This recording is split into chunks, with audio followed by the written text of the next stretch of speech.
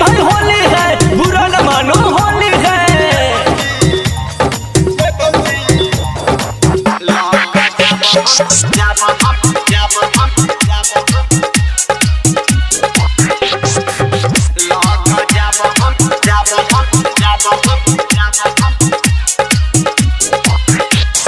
DJ Sumit Satish Raima।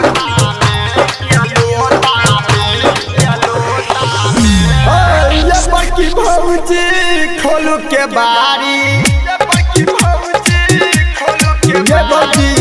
बड़की भौजी खोलू के बारी।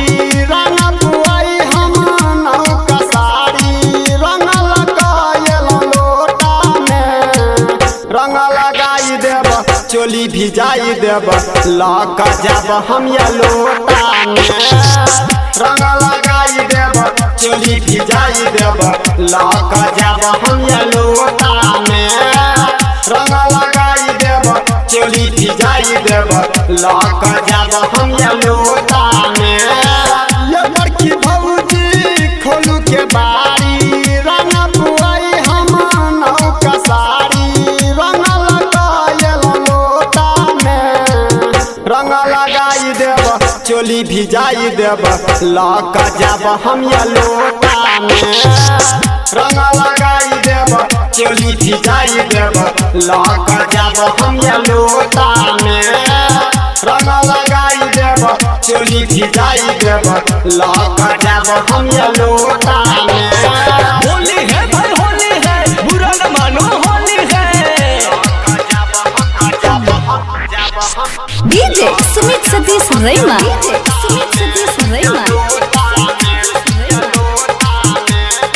अखन हासन सुन रहल छी निर्भय सा अनु रिकॉर्डिंग स्टूडियो के शानदार औरों ने बेसी भौजी न खराये, अही न छै हमरो बखराये।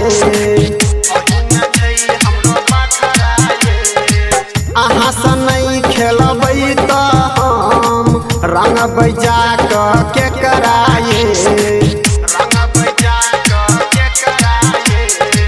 ज्यादा नहीं बोलू जल्दी खोलू, ज्यादा नहीं बोलू जल्दी खोलू। रंग लगायल लोटा में, रंग लगाई देब चोली भिजाई देब, लौका जाब हम ये लोटा में। रंग लगाई देब चोली भिजाई देब, लौका जाब हम ये लोटा में। रंग लगाई देब चोली भिजाई देब, लौका जाब हम ये लोटा में। होली है भाई होली है, बुरा न मानो होली है। DJ Sumit Satish Raima।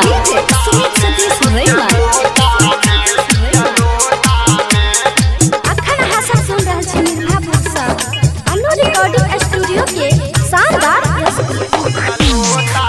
बोलू नहीं हम बोलिए, रंग बेकारब चोलिए। भैया नहीं है तब की मतलब, खेलबे करब होलिए।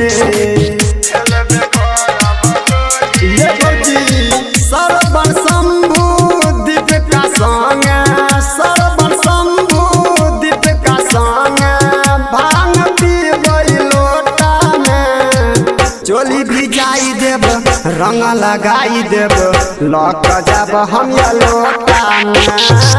रंग लगाई देब चोली भिजाई देब, लौका जाब हम ये लोटा में।